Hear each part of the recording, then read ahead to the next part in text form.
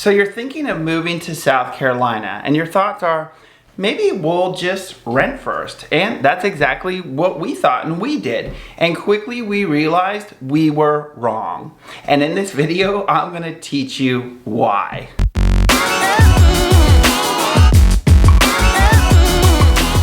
All right, for those of you that don't know who I am, my name is Brandon. I am not only a transplant here to South Carolina, but a local real estate agent right here in the Midlands of South Carolina, Lexington, Columbia, and Lake Murray. And I put videos out every single week teaching you about the area so you can see if it's right for you. So don't forget to click that subscribe button and let's get started. All right, so you may be asking, why was it the wrong decision? Now, unfortunately in our scenario, we didn't really have a choice, right? We needed to pay off some debts before we could get approved for a loan. But for those in the scenario that you have a choice, you can buy or rent, I'm gonna tell you why we realized it was the wrong decision. So our first main thought was, let's save some money. So when we were narrowing things down, we had checked out some really nice places. However, their prices were a little bit higher than we wanted to spend. So we went for the ones with a discount.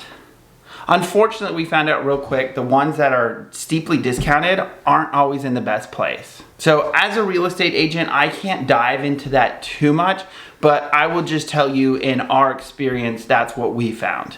So now let's talk about pricing when it comes to the area to kind of give you an idea of why we really see this as the wrong choice. And don't worry, in the end, if maybe you aren't able to move right into house and you need a little bit of in-between time, I do have a solution for you, so stick around.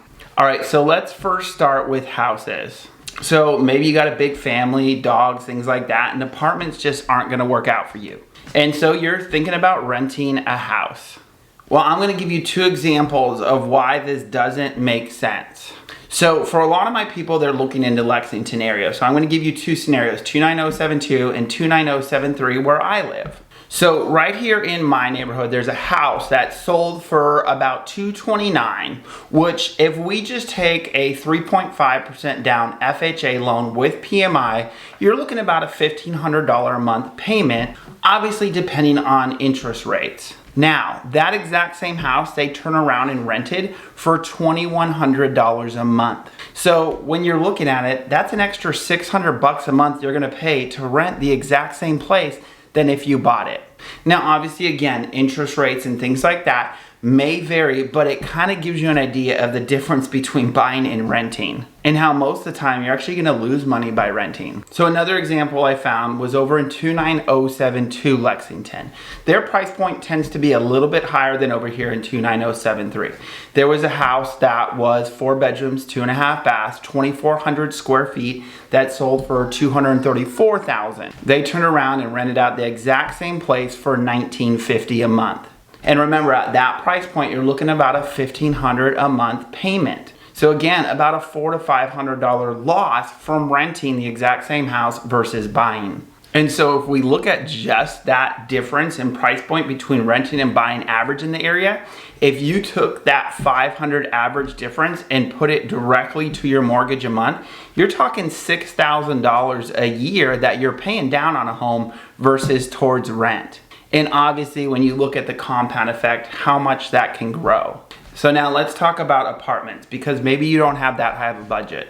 Well, I pulled up one of the apartment search sites and found that in Lexington, prices range in apartments from about $1,000 to $3,500 a month. And that doesn't include any extra pet fees, things like that.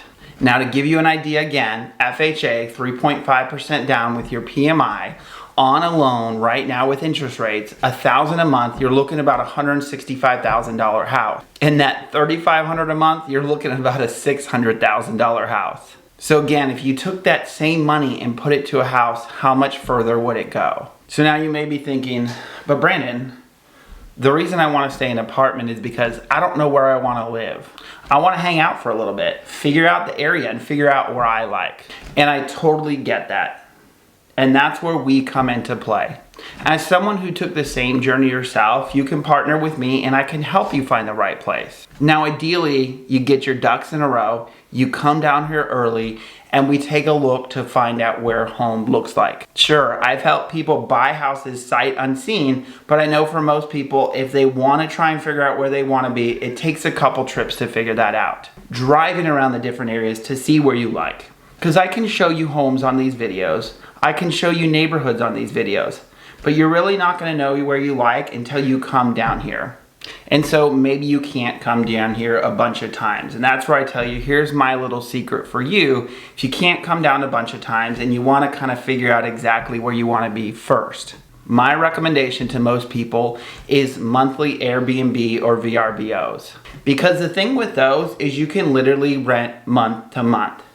Where most of these apartments and homes I talked about, they're gonna lock you into 11, 12 plus month lease in order to get these prices, or they're gonna charge you excessively on top of that to shorten that lease or to break that lease. So with those monthly Airbnb VRBOs, you can stay there maybe only a month to figure out exactly where you wanna live, or 2 months. That way you're not stuck renting for a year plus when you could be putting that same money towards owning a house. And if you're like, well, we're only gonna be here a short term, is it really worth it, Brandon? Well, this is what I challenge you to math out and figure out. So on average, you're saving about $500 a month to own versus rent. So over a 2-year period, that's gonna give you about $12,000 back in your pocket.